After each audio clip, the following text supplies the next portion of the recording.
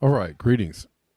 Welcome back to Black Bear News, where everything is connected and all the viewers are smarter than the average bear. What's going on, guys? How are you? Victory Gin. Coming in from X. Thanks for leaving a comment and getting in the chats there, showing people how it's done. We're live on YouTube, Rockfin, at Twitter at the moment. Hold on. All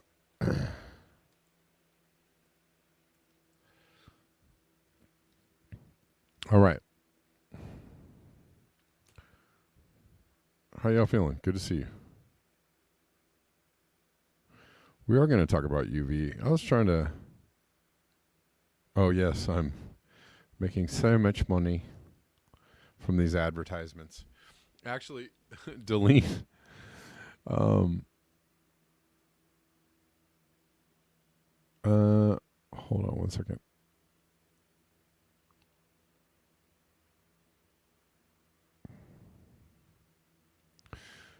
Well, interestingly enough, Delene,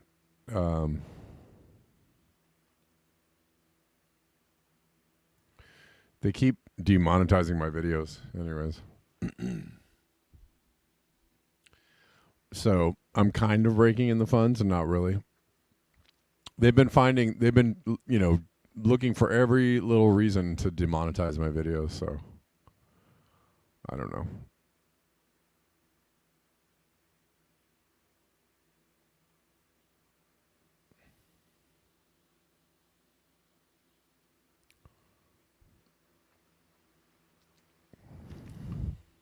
Gene says, I am a mile high up, not far from the equator. Usually at noon in dry season, it is around 12 to 13 UV index. Yeesh. Yeah. And that's a lot. That's a lot. Well, yeah, so today we're going to talk about UV and some other things. And, we're going to do the do. We're going to make it do what it do, as they say. Let's get into it. All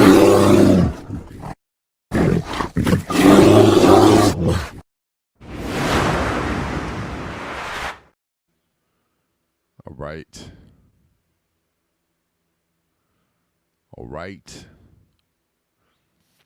Well, okay, so let's start with this. Jazz Farm says, I'm also at 5,300 feet. Sun eats everything.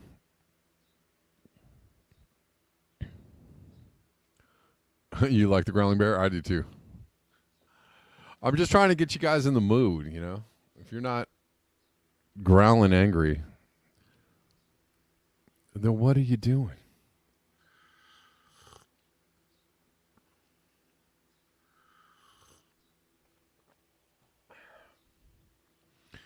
We're gonna look at a couple things around UV. I tried to find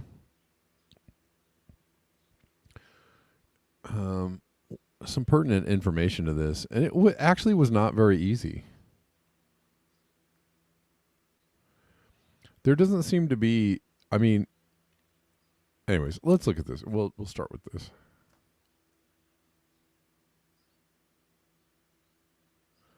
Exactly, Jazz Farm. That's what the ladies like. Peter Dines, as if the record heat waves and drought weren't bad enough. For Mexico, large areas have a UV index of 15.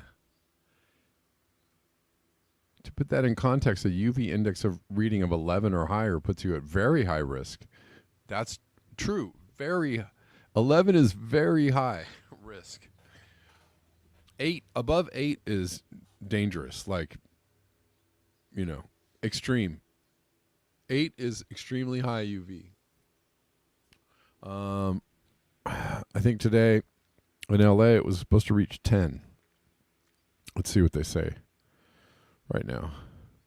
Well, they say it's 5. I think it's the highest at noon. I don't know what it got up to today. I'm not sure. It says it got up to about 9 today.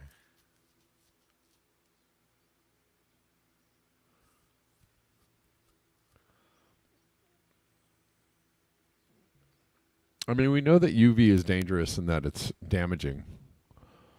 There doesn't seem to be a lot of talk about the rising UV here and there. I found a little bit, but not. It's just not a. This is a very underexplored topic of conversation, and that's basically what I can.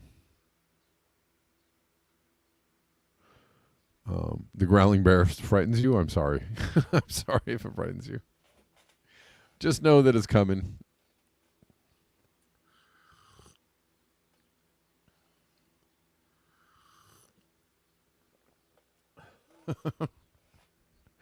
I don't know. Are there any cute, cuddly bear sounds? Do bears make, like happy to see you sounds? I don't know.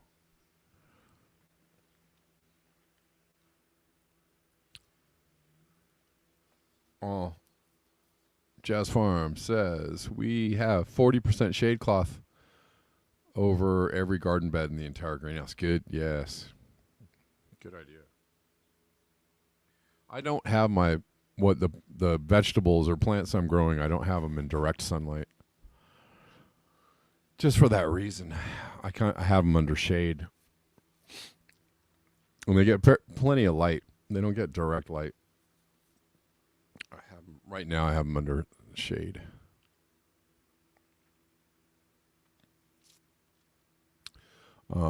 Anyways, we're going back to this post.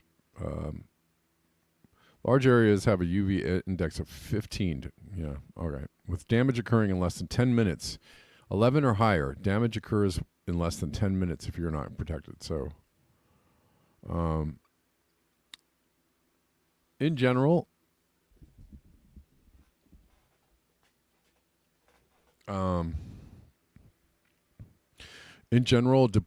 depletion of ozone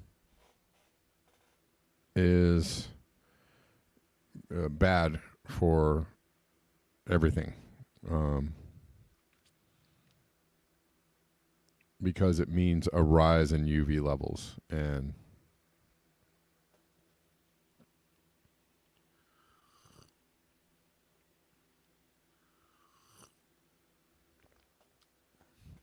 a lot of people comment on the fact that the heat is hotter, right? Like, when the sun is shining and shining for a little while, the surfaces, cars, whatever, seem to get very, very hot, to heat up very quickly. And I think that's true. I don't. I feel like that's part of the reason I'm seeing, and I tell this story all the time. In my city, there are trees that are losing their leaves from the top down. From the top down, they look like they're being all the leaves are fried off, and you have these bare branches sticking up out of the tree, and it looks frightening and scary. And so they chop, every couple of months, a couple times a year. The city sends around trucks and they chop those dead, barren branches off the tops of the trees. And so the trees that used to be, big are now slowly becoming smaller and smaller. And it's really, if you pay attention to it, it's really quite frightening. So I talk about this all the time. There's a street close to me that not long ago, 10 years ago, maybe 15 years ago, at one time they had, it was an arch of trees, right? And you can drive all the way down the street. It's a beautiful street, right? You can drive all the way down the street, and there's these arching trees that arch over the street, and they've been that way for years and years, right? And what has happened over the last 10 years is that the leaves are fried off the top of the trees. They come around, they chop the dead tops of the branches, the dead branches off, or the barren branches off. And the trees are getting smaller. So now the trees no longer form a canopy. And this is recent. This is within the last 10 years. There used to be a canopy of trees. Now there is no longer a canopy. Many of those trees have just altogether died, and they have just chopped them all down. They've tried to replant some of them. But most of the trees now have become little stubs or nubs of their former self. And they no longer reach over the street. They're just standing like this, and they're much, much smaller. And it's because, most of the trees, they try to chop back the branches so that people aren't going like, what's wrong with the trees? People aren't getting ideas to try and make them look nice and not, frightening to people. But every couple of trees, you see one of the trees with, a bunch of barren branches sticking out of the top where the leaves have all been burned off. That is most likely, due to high UV and heat stress.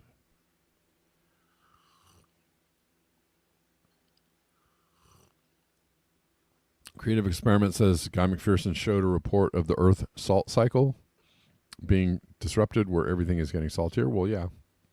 If you have more evaporation, then you're going to have more salt for sure. Anyways, that's the thing. That's some of the damage that I can see with my own eyes. And there's, there are lots of victims of heat stress as far as trees go in my area. It hasn't been that hot in the last few years. It hasn't been hot enough to really take out a lot of trees, but a few years ago, 2017, it was like 16, 17, 18, we had some nasty heat waves here, probably into 2020. Yeah, I remember I think 2020 there was a really brutal week or so where it was 120 degrees almost every day here, and that kind of temperature will just wipe out the trees. Anyways, let's look at he's saying that as high as 15. This is from today, Mexico City, showing they're showing 12, which is really high. 12 is high. All right, I already did all this, I think. Okay.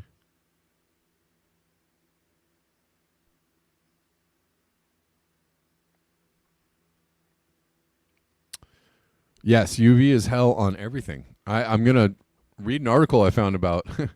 There's I found a random website talking about UV damaging building materials, and that acknowledging that there was a rise in the UV that's hitting the planet, and that it's damaging, just basically talking about, homes and building materials.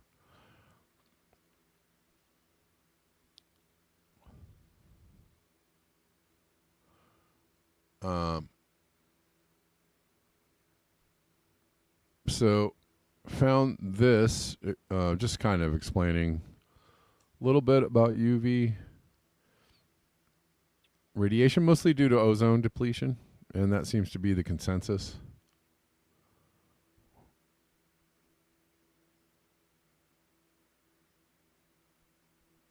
Changes in ultraviolet radiation. Ultraviolet radiation from the sun both affects and is affected by global climate change, and anything that affects sunlight affects UV. Decreased stratospheric ozone allows more harmful UVB, a higher frequency, more damaging type of UV, to reach the Earth's surface and cause DNA damage in plants and animals. Increases in cloud cover, pollution, dust, smoke from wildfires and other airborne and waterborne particles related to climate change decreases UV light penetration. Also think global dimming, loss of aerosols. While UV radiation contributes to sunburns and cancer, it also is responsible for vitamin D synthesis required for bone health and disease prevention in humans. Therefore, understanding what factors affect or are affected by changes in UV radiation is important for human health as well as ecosystem function.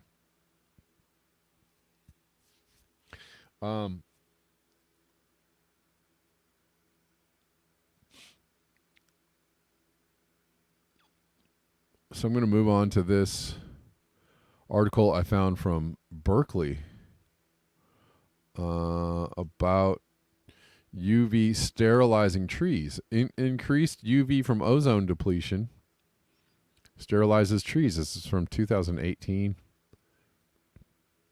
Pine trees become temporarily sterile when exposed to ultraviolet radiation as intense as some scientists believe the Earth experienced 252 million years ago during the planet's largest mass extinction, lending support to the theory that ozone depletion contributes to the crisis. The effect of high UV on conifers and potentially other trees also suggests caution today in introducing chemicals that deplete Earth's ozone layer, which is yet to recover after ozone holes developed over the poles.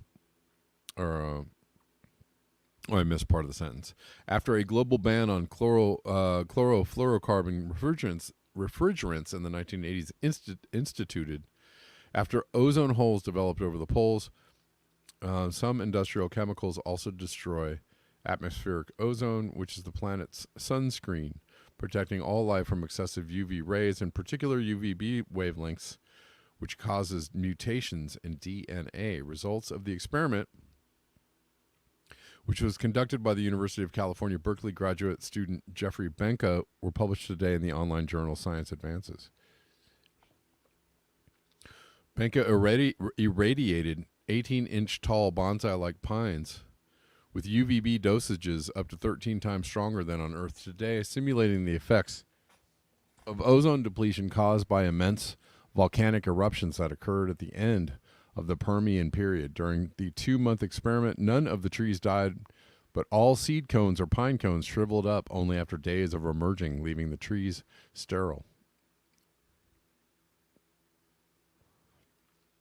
When placed outside, the trees regained the ability to produce healthy seed cones in later years. Scientists have proposed that ozone depletion caused by periodic volcanic eruptions over nearly 1 million years ago was one cause of the end Permian extinction, but how has been unclear. Acid rain would have been a local effect, but the extinction of nearly 70% of known land animals, 95% of marine life, and many plant lineages was global. Previous paleoclimate modeling studies suggest that the volcanic spurts could have wiped out the ozone layer worldwide, though temporarily. Nevertheless, even if ancient trees regained their fertility, repeated bouts of sterility could have hampered population growth over time, leading to collapse of the biosphere planet-wide, according to Benka.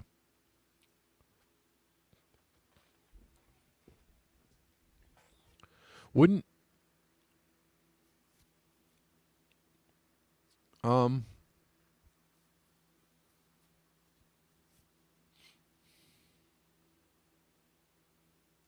wouldn't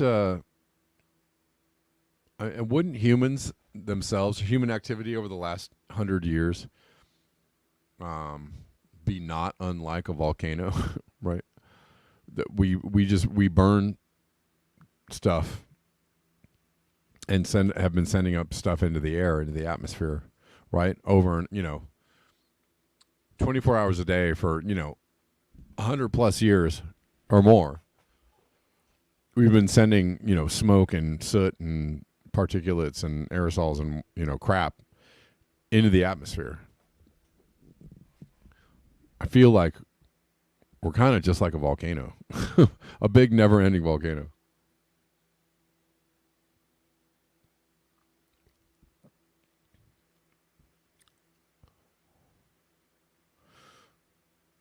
Checking in on the Twitter people. What's up?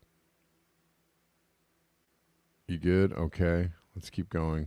Rockfin, what's up? I see you. All right. See you guys.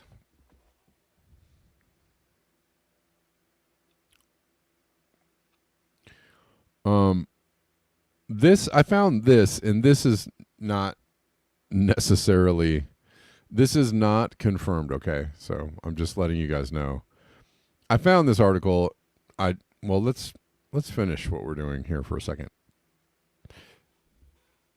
During the end Permian crisis, the forest may have disappeared in part or fully because of increased UV exposure. Benka said, with pulses of volcanic eruptions happening, we would expect pulsed ozone shield weakening, which may have led to forest declines previously observed in the fossil record. If you disrupt some of the dominant plant lineages globally repeatedly, you could trigger tropic cascades or tropic cascades by destabilizing the food web base, which doesn't work out very well for land animals. The surprise findings tell scientists something about the past extinctions and Earth's future prospects as climate change, habitat destruction, and pollution set us up for Earth's sixth mass extinction. Paleontologists have come up with various kill scenarios for mass extinctions, but plant life may not be affected by dying suddenly as much as through interrupting one part of the life cycle, such as reproduction, over a long period of time, causing the population to dwindle and potentially disappear. Global biodiversity catastrophes are not about death, but about the pruning of evolutionary branches on the tree of life at a rate much higher than the sprouting of new shoots.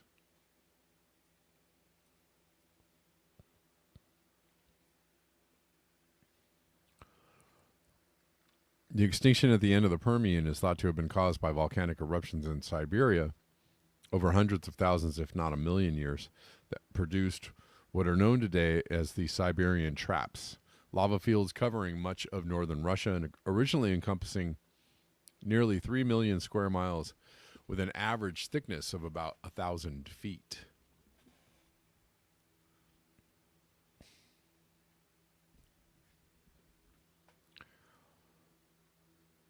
Evidence for this hypothesis grew in 2005 when an independent research team led by Clinton Foster of Geoscience Australia discovered malformed pollen grains from end Permian seed plants. The rise in the percentage of malformed pollen, which is seen in both the northern and southern hemispheres, coincided with the decline of forests globally.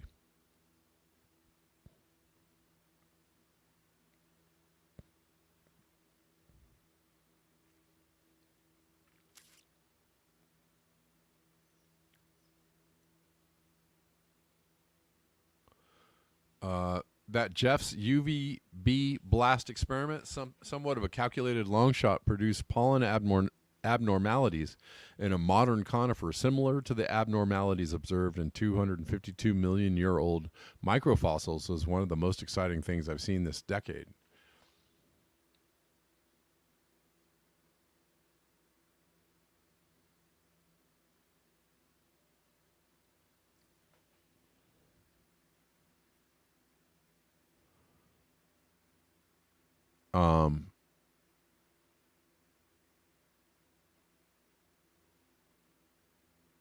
So that is all very interesting.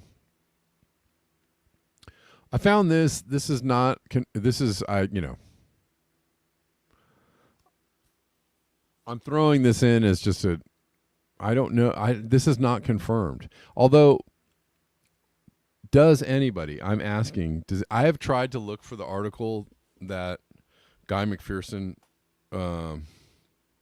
referenced. Does anybody have? Has anybody seen that article or? The article about UVC reaching the surface of the Earth in South America. I've tried to find that article, or what he was referencing, and I cannot find it.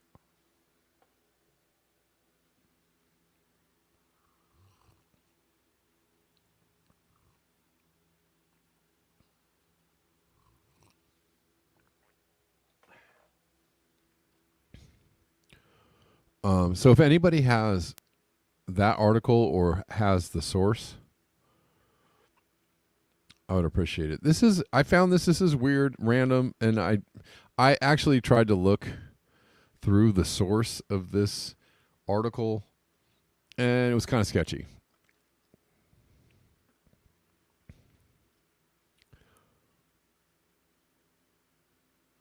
I've been looking and looking for UVC, the UVC reaching the surface of the planet that Guy McPherson referenced a long time ago, but I don't know where it is. Anyways, this is from 2018, and again, this is a sketchy source, but I'm going to read just a little bit of it.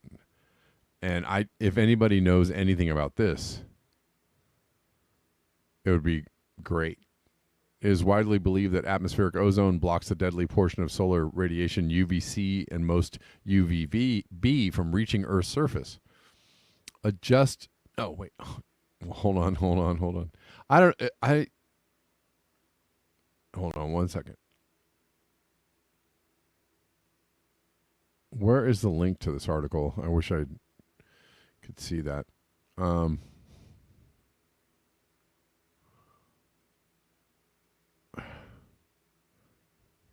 Give me 1 second, y'all.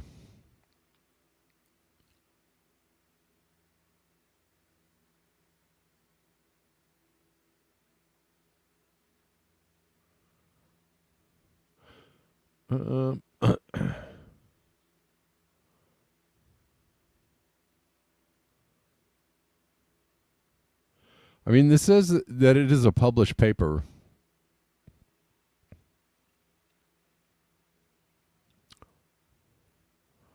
I am trying to find the actual article.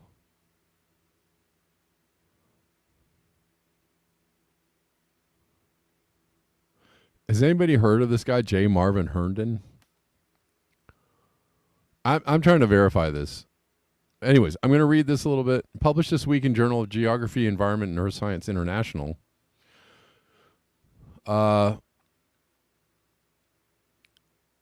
Paper by J. Marvin Herndon, PhD, of TransDigm Corporation.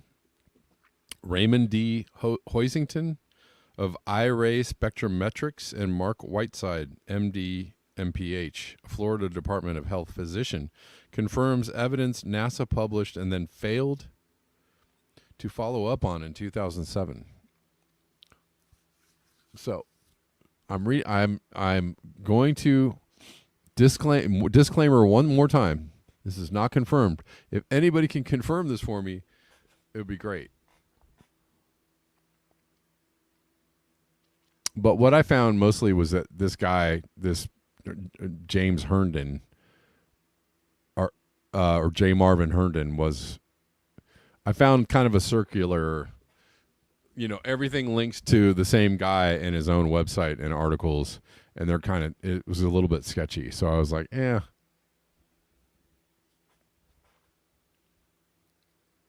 Anyways, very quickly, 11 years ago, NASA scientists published the first evidence that UVC and UVB were penetrating the ozone layer and reaching Earth's surface. Evidence now confirmed by Herndon et al.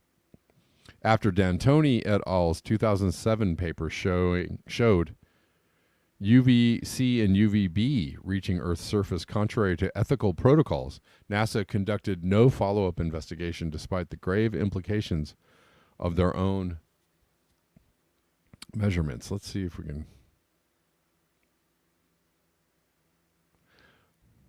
I tried and tried. I was chasing this around for a while before the show.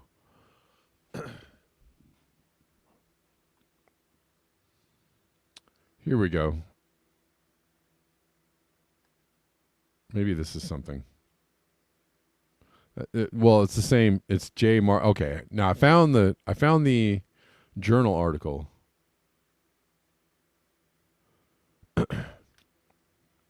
From 2018.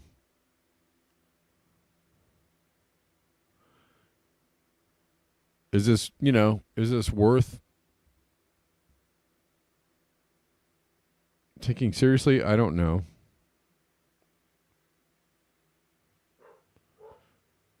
Dangerous portion of ultraviolet radiation is widely believed to be completely absorbed by the atmosphere before reaching Earth's surface. We made numerous measurements of the solar irradiance spectrum in the range 200 to 400 nm at the elevation of 56 m with International Light Technologies spectral radiometer mounted on a Meade LXD 55 auto guider telescope tripod and mount assembly. Conclusions: the veracity of our data and D'Antoni et al. 2007's data call into question the validity of atmospheric ozone models. Further, we call into question the simplistic supposition of the Montreal Protocol that chlorofluorohydrocarbons are the primary cause of ozone depletion. Tell me more. And point to the very heavy burden of halogens introduced into the atmosphere by ongoing, here we go, here's where it gets a little weird, jet-sprayed coal fly ash geoengineering. Okay. We demonstrate that satellite-based LISIRD solar spectral irradiance at the top of the atmosphere is badly flawed, with some regions of the spectrum being less intense than measured at Earth's surface. Okay, so, take that with a large grain of salt. But I thought it was interesting. Who knows?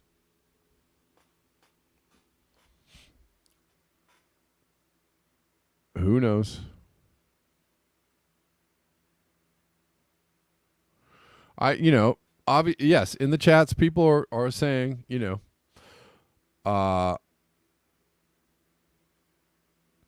major academic institutions, are they to be the believed in, or are they the end all be all in science? I don't know. The source of the last article I read was just, I chased it around a little bit and looked just kind of sketchy, but interesting nonetheless. But we're going to put that in the unconfirmed file, okay? Jazz Farm says, wasn't it using things like Aquanet and those propellants that caused the hole in the past? I thought eliminating Freon was supposed to have solved it. Guess not. Well, no, yeah, it was supposed to. I mean, I read the Berkeley article, and in the Berkeley article, they said, no, the ozone layer is not coming back as it was supposed to.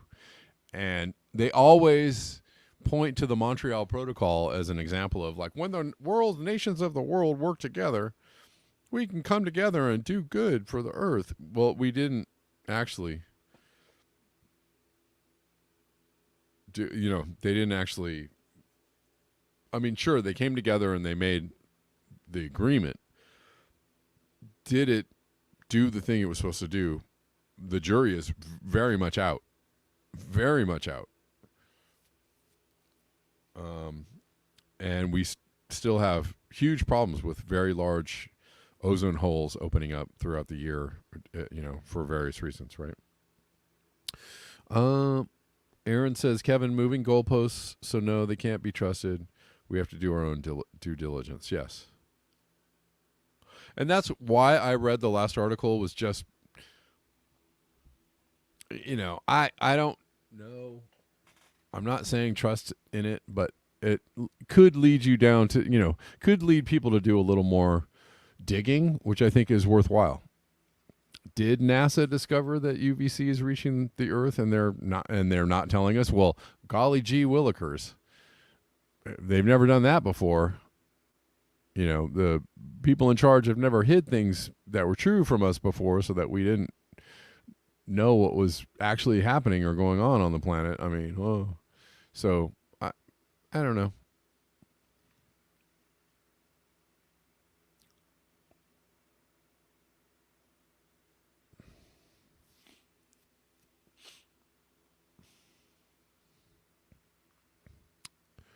I don't know.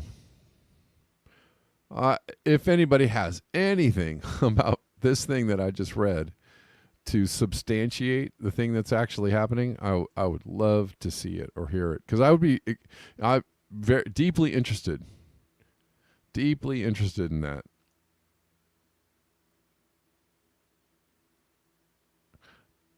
I wouldn't. It wouldn't surprise me that they were covering something like that up. That doesn't mean that I necessarily believe that they are, right off the bat. I'm not like, I'm not going to go down the road like, of course they're. I'm just saying it wouldn't surprise me. Is it true? We don't know.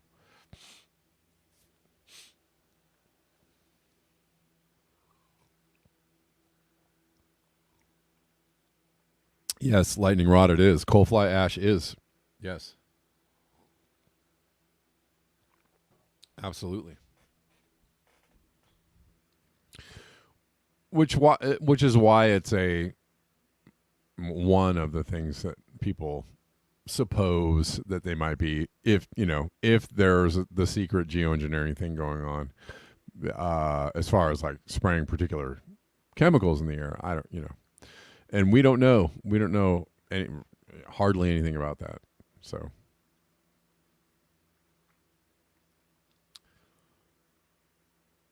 I only have supposition myself. I mean, I have a strong suspicion, but it's really mostly based on my own observation, and so I don't have a lot. I've seen, yes, I know. There's lots. I know. Lots of presentations, lots of measurements. I know Dane Wigington. I know all that. I know all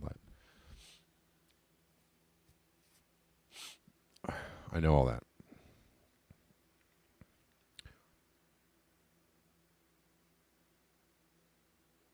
I need just a little more. I need a little more. And so you can be mad at me for that if you want. It's okay. It's okay.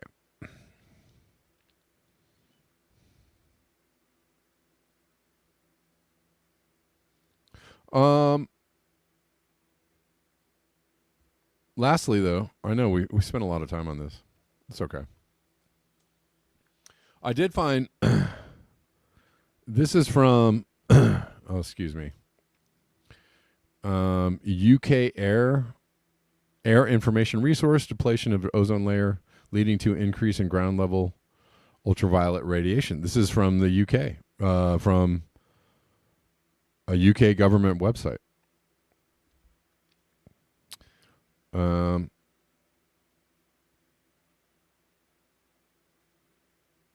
The largest decreases in ozone during the past 15 years have been observed over Antarctica, especially during September and October when the ozone hole forms. During the last several years, simultaneous measurements of UV radiation and total ozone have been made at several Antarctic stations. In the late spring, the biologically damaging ultraviolet radiation as parts of the Antarctic continent can exceed that in San Diego, California, where the sun is much higher above the horizon.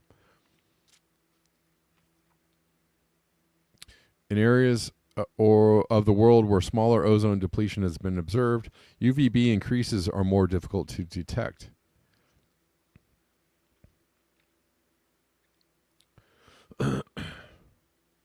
But they're basically saying, looks like there's an increase in UVB reaching the planet due to the ozone depletion.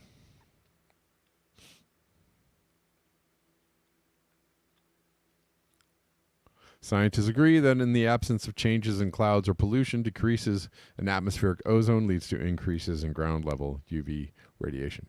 So,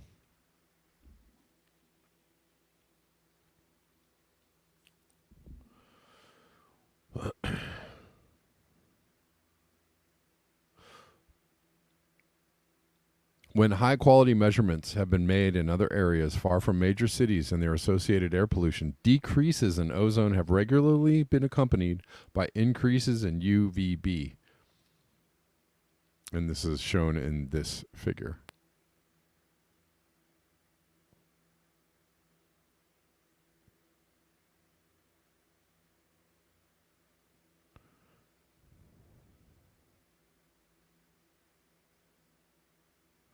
And lastly, acknowledgement from a just a commercial construction site. How rising UV levels impact homes and construction materials is from 2022. Ultraviolet wavelengths can penetrate solid surfaces, significantly damaging most materials that receive overabundant exposure.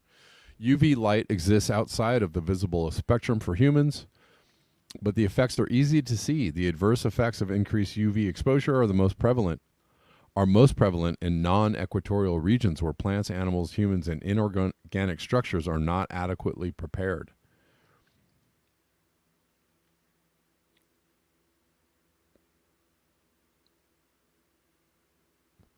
UV rays can damage any part of the house they access for long periods. The home's exterior is therefore vulnerable to both types of UV light.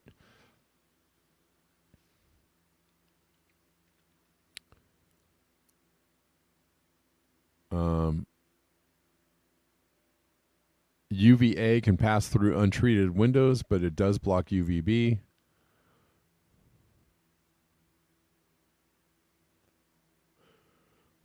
While UVA rays aren't as destructive as UVB, their unmitigated access to the home's interior can have noticeable effects in just a few days. Anyways.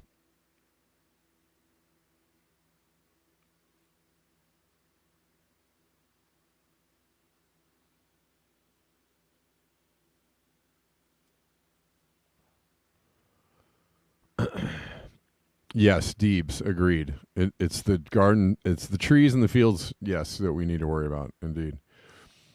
I just read that. I thought that was interesting because it was on a, acknowledged on a commercial construction site that UV levels are higher. Feeling it today. I'm feeling it today. It's hot.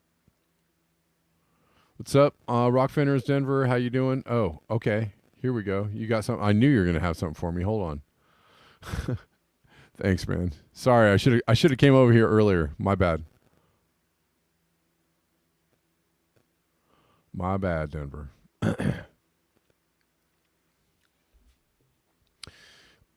Denver says this was pre-COVID. Consider the possibility this problem didn't start yesterday, and cloud seeding has been ongoing for some time. I also understand that Google has buried anything they don't want people to see if not de-indexed. And that's what I was saying in the beginning of the show, is that I was poking around for a while, and I really couldn't find a lot of discussions on this. There wasn't a lot of, there weren't a lot of, you would think that there would be studies, at least a few. There'd be articles, at least a few. There were very few. Mostly it was like, what is UV light? What is UV radiation? Most of it was just, anyways.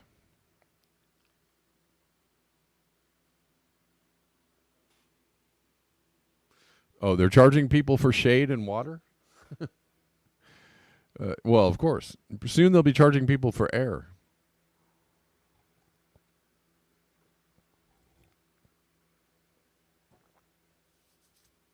All right, let's look at this.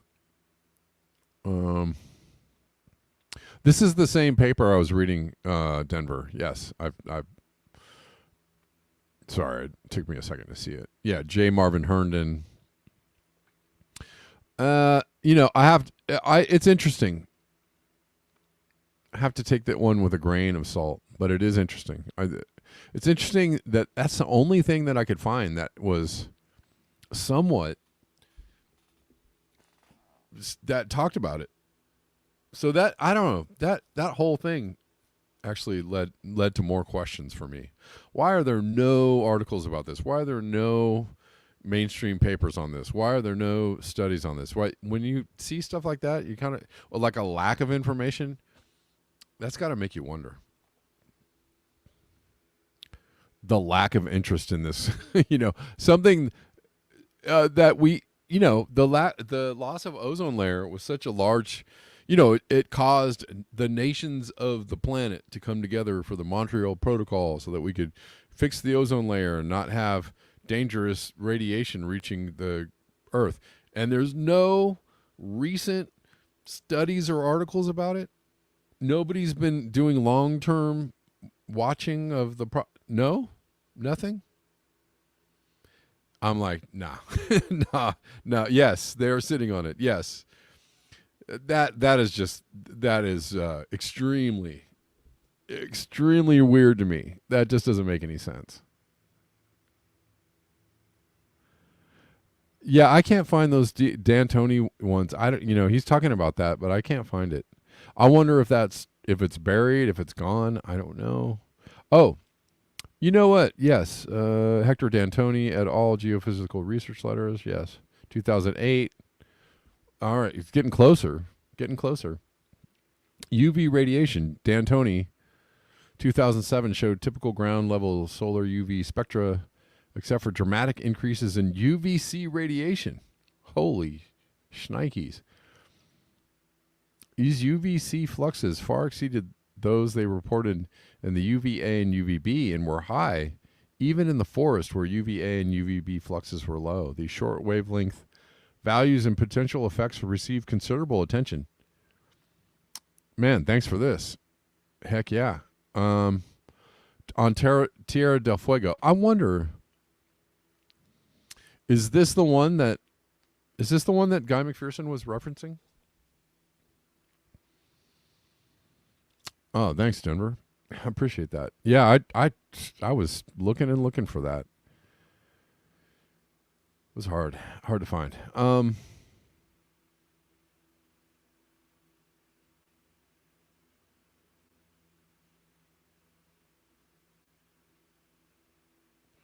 Hard to find. Let's keep reading since we're here. And we're almost at the end of the show. Okay, this is interesting. Because this is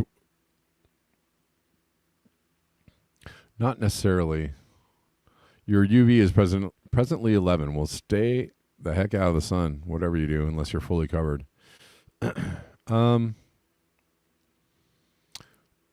This sounds like it might be the one that Guy McPherson was referencing, but this is from 2007.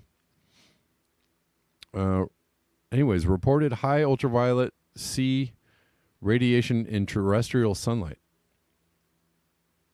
In a tree line near Ushuaia, Tierra del Fuego, Argentina.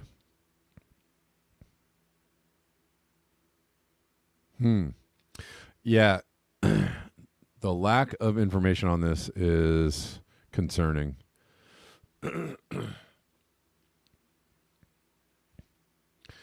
Because UVC is not supposed to necessarily reach the surface of the planet, and it's ultra damaging.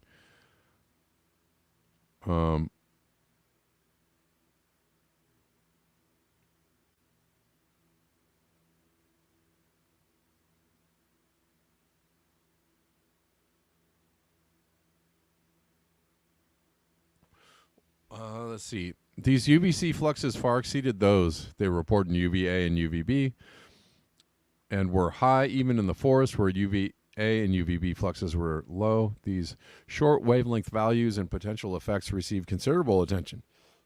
Excuse me. While outside the instrument's maximum sensitivity is specified by the authors, the measured shortwave values were clearly not considered noise in the original article. There is a fundamental problem with these measurements. The irradiance reported near 200 nm exceeds the extraterrestrial irradiance there by a large factor. For this reason, the short wavelength UVC data should never have been presented. Even within the instrument's range of maximum sensitivity, significant irradiance near 250 nm was reported. We present calculated irradiance along with the 250 nm values of D'Antoni et al., even using a much lower ozone level in the model that would have occurred on the date of their UV measurements. The 250 nm values they report exceed the calculated values by more than 15 orders of magnitude. They even considerably exceed the irradiance calculated for zero ozone. What? They even considerably exceed the irradiance calculated for zero ozone, and in two cases, they surpass the extraterrestrial flux. These measured values are not credible, most likely the result of limitations of the instrument. Okay, all right, okay.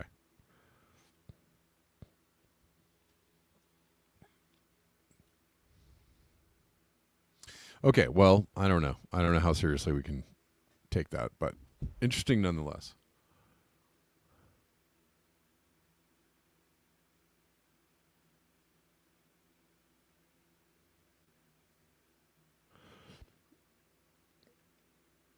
And I'll leave with the. Let's see. Denver says, check my last link. They attacked D'Antoni for suggesting he measured UVZ at the surface in 2007. Oh. What Herndon argues is that they modified the results similar to how they modified PCR. Yeah. And well, in this, what I just read, they disqualified the instrument, it's outside the instrument sensitivity. So, is that correct? I don't know. Okay, I'm going to check this out. We're almost at the end of the time, guys. This has been interesting and fun. If you want to support the channel, and man, I could always use your support. There are lots of ways to do it. The PayPal, the Venmo, the Cash App, the Zelle, the Coffees, the Patreon. They're all in the links below. And those of you who contribute, you know who you are, and I appreciate you. All right. Is this the one? Hold on. I'm missing it. Is that the same one?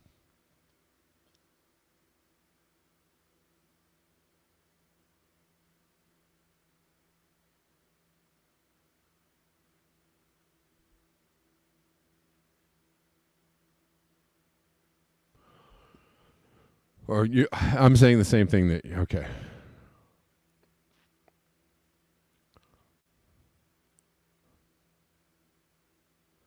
They attacked. Wait, I'm kind of I'm a little lost here. They attacked him in this article. 2007. All they show are the naysayers of his findings, not his paper itself. So there you go. Interesting. Well, if somebody could find that original paper, I think we might be on it in a something valuable there.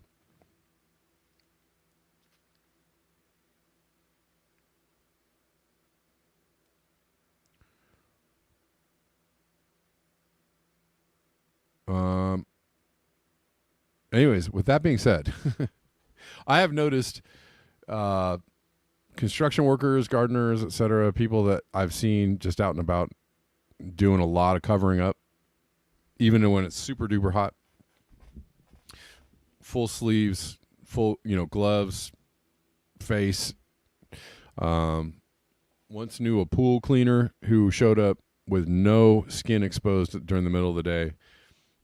everything covered from head to toe. He looked real scary, but I was like, that's a sign of something. Somebody's as skeptical as they probably should be if you're doing that. Am I suggesting that you do that? I don't know. Do I do that? No. Should I do that?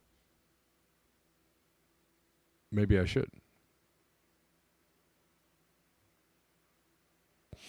Anyways. That's about it. That's about all I got for you. I was going to cover some other chlorine exposure. Well, I mean, yeah, sure. But I was thinking more, he was trying to stay out of the sun. Because if you're next to a pool and you're on a pool deck, direct sunlight.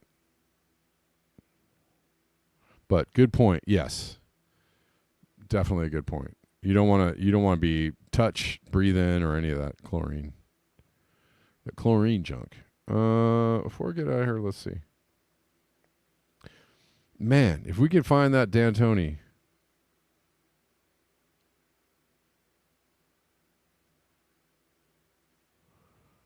paper, that would be, well, that might be really interesting. All right. Well, guys, we're going to wrap it up there. I'm going to see if I have anybody to thank.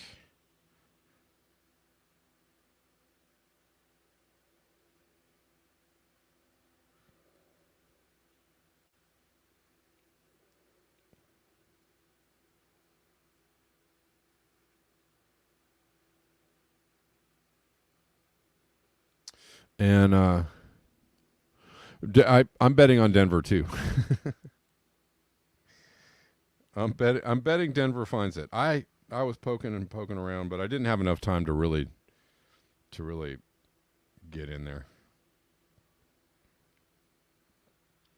Anyways, guys, thank you for your eyes, your ears, and your conscience. Yeah. People get sunburned immediately. 15 minutes, you're roasted. Yeah, it's actually 10 or less. If you're in high, above 10 UV, which it was here today in LA. Thank you for your eyes, your ears, and your conscience, and especially thank you for the conversation. I will see you all tomorrow at the regular time of 4 p.m. Pacific. And until next time, peace.